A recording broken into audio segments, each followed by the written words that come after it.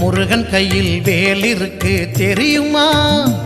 அது முன்வினையை அகற்றிவிடும் புரியுமா?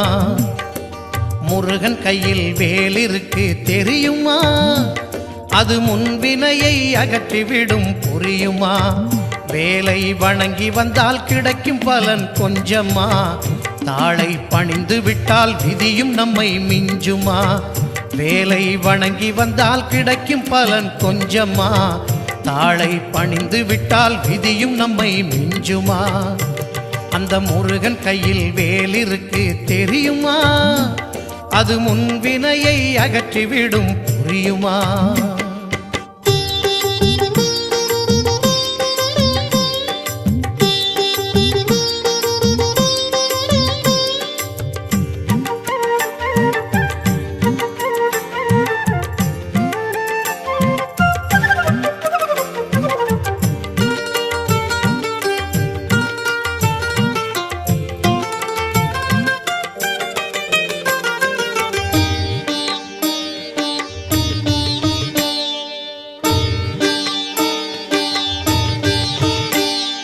தங்கத்தேரில் பழனி முருகன் பவனி வருகிறான்.